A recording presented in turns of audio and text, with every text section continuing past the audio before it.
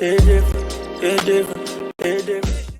guys, you see this title. We are back with even more George Carlin. And this particular video is George Carlin on some cultural issues. Cultural. I wonder what he's going to talk about, because the last video was George Carlin on religion or whatever I titled it. Something about religion. And shoot, in that video alone he kind of touched on some cultural societal issues, and he did really well. He just goes in on people, so this will be interesting to see. Let's take a look. Something else I don't understand, motivation tapes, motivation books. What happened here? Suddenly everybody needs to be motivated? It's a fairly simple thing. Either you want to do something or you don't. What's the big mystery? Besides, if you're motivated enough to go to the store to buy a motivation book, aren't you motivated enough to do that? So you don't need the book. Put it back. Tell the clerk, fuck you, I'm motivated, I'm going home. Wait a minute. Oh, gosh. Wait a minute. Right. He has a point there, though, because if you really want to do something badly enough, you'll do it without... But... sometimes people need that extra oomph to carry them through longer terms. True. But I have a thought before I forget. Okay. 9 times out of 10, if not 10 times out of 10, all that motivational stuff that he doesn't understand, I partially don't understand it either, because it's so temporary. It is temporary. It lights a fire under your behind but for it depends on how day or badly two. you want it, though. It depends, but not enough people, and I think that's really up here. Something's up with humans, right? To where our motivation does not last 6 long. inches between their ears, Right. Half the time, it's like a waste of money in whatever way you choose to spend money, whether it be a book, a conference, an audio book, a tape, whatever. When you get a certain age, you realize that, when you were younger and growing up, all that beaten up that you endured, like people were talked down to, people were bullied and beat up on. I mean, it's like that's a whole lot of stuff get through, to rewire the mind to go out and do and tackle what it is that you're trying to accomplish, so that you can therefore turn your life around if that is the goal. It helps some people. It depends on who you are, I suppose. Who you are and how badly you're trying to, overcome something. Another thing that I noticed is George Carlin, child. He's so entertaining. His content can be so controversial and so debatable. Yes. But it's so enjoyable no matter what side of the fence you hang out on. Just because he's hilarious. He's still very much a comedian at the same time. You're motivated enough to do that, so you don't need the book. Put it back. Tell the clerk, fuck you, I'm motivated, I'm going home. I'm going home. Tell the clerk. I'm motivated, I'm going home. And can anyone explain to me the need for 1-hour photo finishing? You just saw the fucking thing.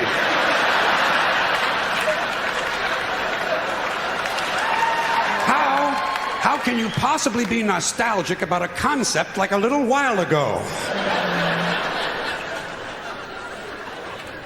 Another complaint, too many vehicles.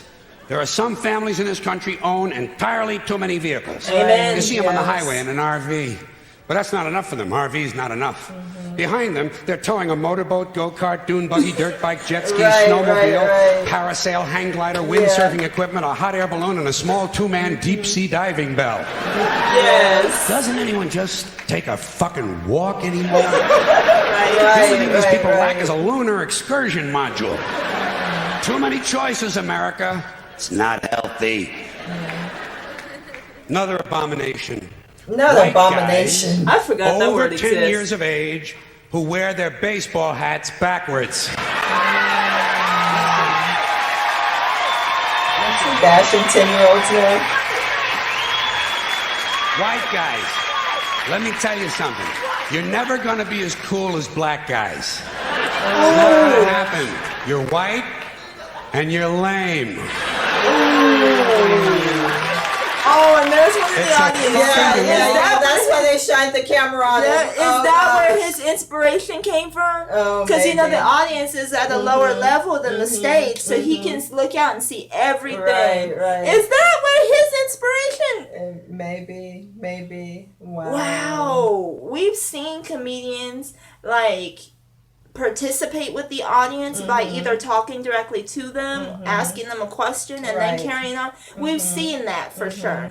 But to absolutely trash one person at random, like, was this even a part of his original outline of what he was going to say in this? And that guy just so happened to be right there. Right? Or did he kind of go off script a little bit? And this guy is good. Yeah. It's a fucking law of nature. Turning your hat around and learning a complicated handshake will not make you cool. And you black guys, since you started the whole thing, I'm going to let you stay with the hats a little bit longer, but I think really, once you qualify for Social Security, it's time to spin that motherfucker around to the front. Right?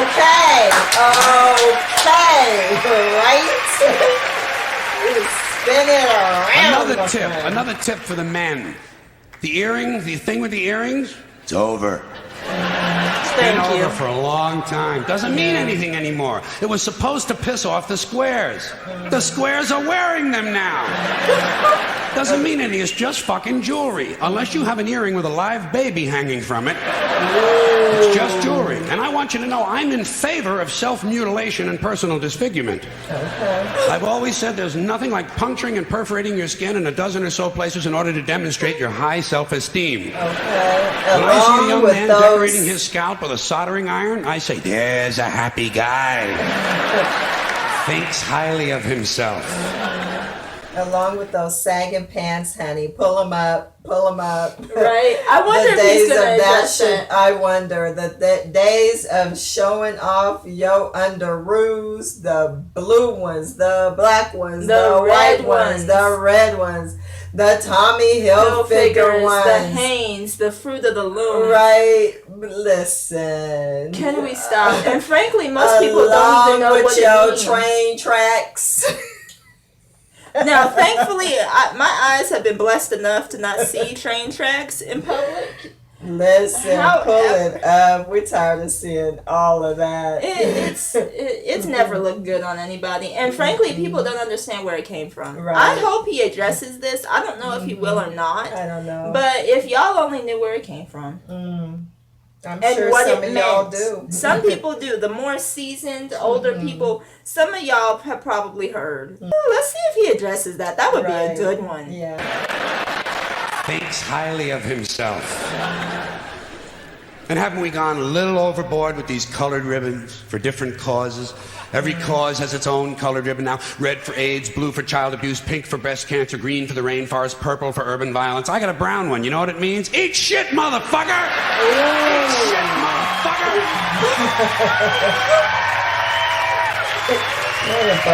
At least the other colors were for good causes. And what can we do to silence these Christian athletes who thank Jesus whenever they win, never mention his name when they lose? Not a word. You never hear him say, Jesus made me drop the ball. Oh, God. The good Lord tripped me up behind the line of scrimmage. According to these guys, Jesus is undefeated. Meanwhile, these assholes are in last place. Must be another one of those miracles. And speaking of delusional people, what about a guy who hears a voice in his head tells him to kill his entire family, so he does it? Is this the only thing a voice in the head ever tells these people to do is to kill others? Doesn't a voice ever tell a guy, go take a shit on the salad bar at Wendy's? Doesn't a voice tell a guy to take out his dick on the merry-go-round once in a while? Well, some guys do take out their dicks on the merry-go-round, but usually it's their own idea.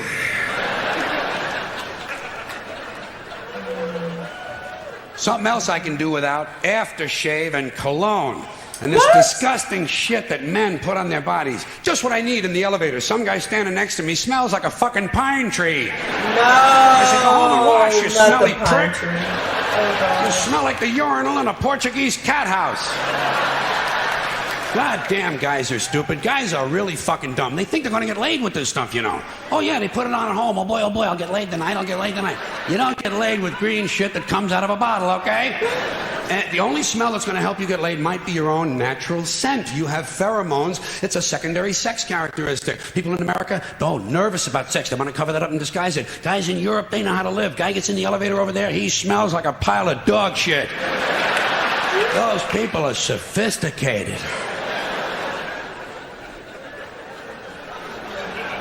Getting pretty tired of these guys walking around in cowboy hats and cowboy boots. You ever see these jack-offs? Can't we kill some of these motherfuckers? Walking around in a fucking cowboy hat. Grown man. It's not even Halloween, for Christ's sake. Oh my gosh. I say, hey, Tex, grow up and get yourself a wardrobe consistent with the century you're living in. Why do certain men feel the need to dress up as mythic figures? You don't see anyone walking around in a pirate costume, do you? Oh, no. Who's the last guy you ran into had on a Viking outfit? Make-believe cowboys. Closest they ever got to a cow was when they stopped to take a piss at an Arby's. No, he didn't. Bro, And you got to think about camcorders. cowboys. Here is technology gone berserk. Everywhere you go now, there's some dick, some yo-yo, some putz. Oh no, not with the a dance. camcorder, and he is going to tape everything. Doesn't anyone in this country just stop and look at things anymore? Right. Sort of take them in, maybe even remember them? Right. Is that just a strange notion? Does experience have to be documented and brought home and saved on a shelf? And do people really watch this shit? Are people's lives so bankrupt they sit at home looking at things they already did? These guys are so intense, you know. It's always guys. They won't let women touch the cameras. It's a highly technical skill. Look through a hole, push on a button, big skill, and they all think they're Federico Fellini. Ever seen them? Oh no, not the squats, not the squats. Oh gosh. Oh, the lunges. No. Right.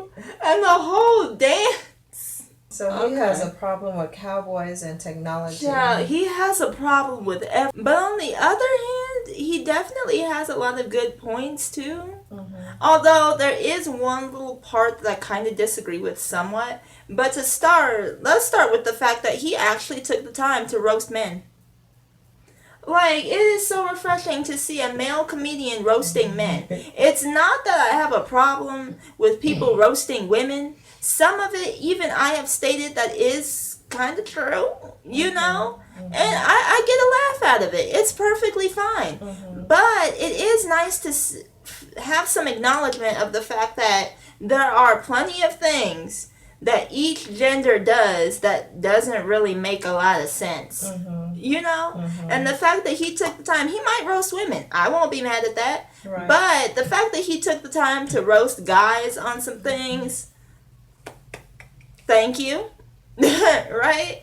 When it comes to these cameramen, though, I feel like this is the part where I kind of disagree a little bit. I think people are a bit too caught up in their phones and posting this, that, and the third all over the place, you know? Yeah.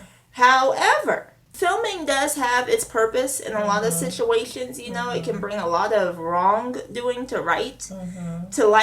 So that way, you know, everyone knows about it. Sometimes when you have like things that are filmed and then they're posted and the whole country ends up knowing about it, I think sometimes it even helps to influence what happens in court and whatnot, you know, and help really bring someone to, you know, a family to their justice and whatnot. And besides that, if something wrong was done and then it's put out there, it lets me know what to stay away from and what not to support in some instances. And they all think they're Federico Fellini. Ever seen them? Low angles, zooms, and pans, and it's the same ugly 3 children in every goddamn shot. All the George Lucas magic in Hollywood is not going to change the unfortunate genetic configuration on the faces of these children. Keep these unfortunate youngsters out of public view. Now, a lot of these, hold on a sec. A lot of these cultural crimes I've been complaining about can be blamed on the baby boomers. Something else I'm a little tired of hearing about. The baby boomers. Whiny, narcissistic, self-indulgent people with a simple philosophy. Give me it, it's mine! Give me that, it's mine! These people were given everything. Everything was handed to them. And they took it all. Took it all. Sex, drugs, and rock and roll. And they stayed loaded for 20 years and had a free ride. But now they're staring down the barrel of middle-age burnout, and they don't like it. They don't like it, so they've turned self-righteous. And they want to make things hard on younger people. They tell them abstain from sex, say no to drugs. As for the rock and roll, they sold that for television commercials a long time ago. So they could buy pasta machines and Stairmasters and soybean futures. I wanted a pasta machine. Yeah. You know something? They're cold, bloodless people. It's in their slogans, it's in their rhetoric. No pain, no gain. Just do it. Life is short, play hard. Shit happens, deal with it. Get a life. These people went from do your own thing to just say no. They went from love is all you need to whoever winds up with the most toys wins.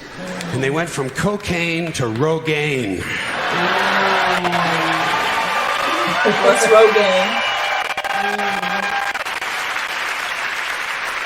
And you know something? They're still counting grams, only now it's fat grams. And the worst of it is the rest of us have to watch these commercials on TV for Levi's loose-fitting jeans and fat-ass Docker pants.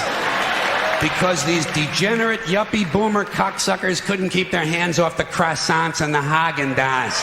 And their big fat asses have spread all over, and they have to wear fat-ass Docker pants. Fuck these boomers, fuck these yuppies. And fuck everybody, now that I think of it. Oh no! Croissant stuffed with eggs? That sounds good. Yeah. I haven't had a croissant in years. Right. Sometimes in comedy you have to generalize.